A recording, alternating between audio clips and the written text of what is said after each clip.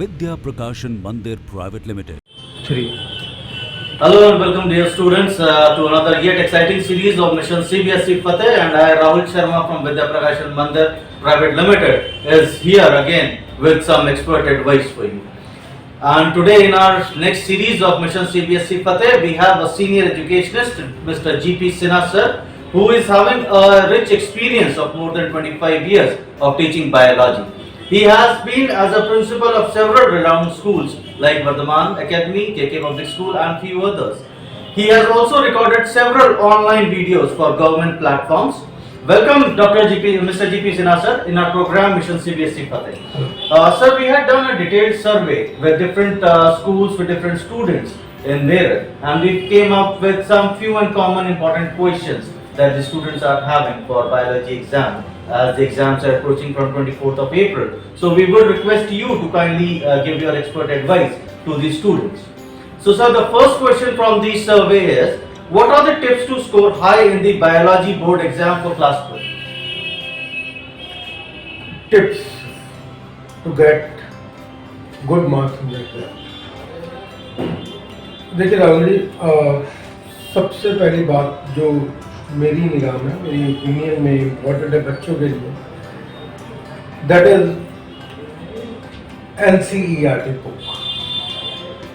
Questions हमेशा तैयार करने से पहले एक बार NCERT बुक को हमें थॉरली तैयार करना है.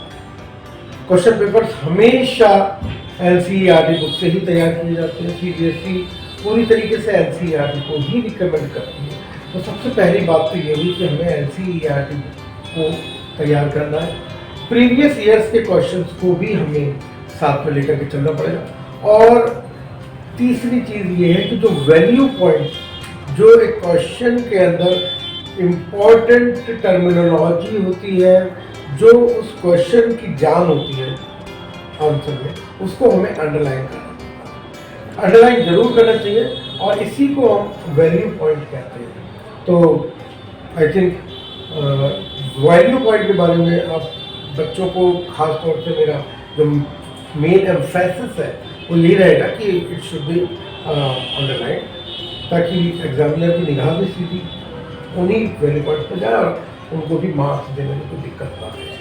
तो मतलब वैल्यू पॉइंट्स को अंडरलाइन करना बहुत ज़्यादा जरूरी है. और NCERT हमारा मेन टारगेट होता है. तो मतलब NCERT बच्चों आपको पूरी प्रिपेयर करनी है और साथ में जो वैल्यू पॉइंट्स हैं उनको आपने अंडरलाइन करना है.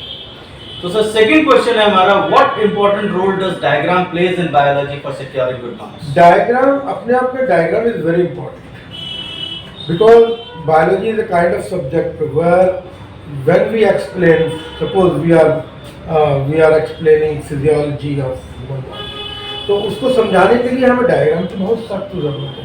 बट डायग्राम का अपनी जगह बहुत ज़्यादा इम्पोर्टेंस है. बट आज जो क्वेश्चन पेपर का पैटर्न, चूंकि जैसे कि आप लोग जानते हैं कि पूरी तरीके से ऑब्जेक्टिव हो चुका है जी, तो खुद ड्रॉ करने की और तैयार करने की बहुत ज़्यादा ज़रूरत नहीं है. हाँ, डायग्राम के हेल्प से हम उस कंसेप्ट को बहुत अच्छी तरीके से क्लियर कर सकते हैं. तो डायग्राम्स का जो इम्पोर्टेंट रोल है वो आपने अभी expert advice the. So sir, the third question is, what are the most important topics of the chapter that you need to revise at the last? Sir, there was a time when important topics were there. Important topics होते थे एक time में, जरूर होते थे. पहले शायद आप भी जब पढ़ते होंगे तो आपके टीचर भी आपको बताते होंगे कि भाई ये टॉपिक्स आप लोग तैयार कर लीजिएगा. मुझे भी ऐसे ही जब मैं पढ़ता था ऐसे ही होता था. बट आज इस कॉम्पिटिशन के दौर में आप भी देख ही रहे हैं कि कंपटीशन आज कितना ज़्यादा बढ़ चुका है. तो उस समय कुछ भी इम्पोर्टेंट और सभी कुछ इम्पोर्टेंट, यानी कि हमें थॉरली बुक को तैयार करना पड़ेगा. एक एक वर्ड को क्लियर करना पड़ेगा, एक एक लाइन को क्लियर करना पड़ेगा. Then only we can think about good marks. तो मतलब हमें जो टॉपिक है वो थॉरली सभी टॉपिक्स को थॉरली तैयार. आज की तारीख में हम ये नहीं कह सकते कि this is important, this is unimportant. Sir next question काफी ज्यादा इंपॉर्टेंट है, क्योंकि मेरे को भी लगता है कि जब मैं मेरे पास सारी चीज थी 12th में, तो कंसेप्ट बड़े जरूरी हुआ करते थे। तो sir what is the importance to memorise the concept map of the chapter? देखिए, कंसेप्ट मैप का मतलब क्या होता है? पहले तो बच्चों को यही पता नहीं है कि कंसेप्ट मैप का मतलब होता है एक brief synopsis of the chapter. हमने पूरे चैप्टर को एक मैप की फॉर्म में, फ्लो चार्ट की फॉर्म में हम लोग तैयार किया।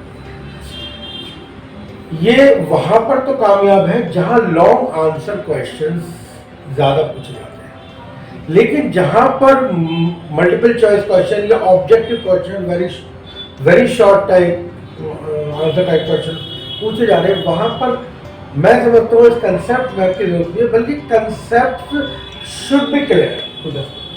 कंसेप्ट की क्लैरिटी होनी बहुत ज्यादा जरूरी है, ये मेरा विचार है। So students, as you heard expert advice ke the concept should be clear. And sir, in the last we would like to ask you which sample paper or resources would you recommend to the students to prepare for the board? On the top, so there is always NCERT.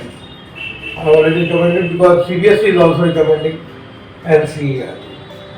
साथ साथ CBSE sample papers भी release होते हैं, उनको भी ध्यान देना है।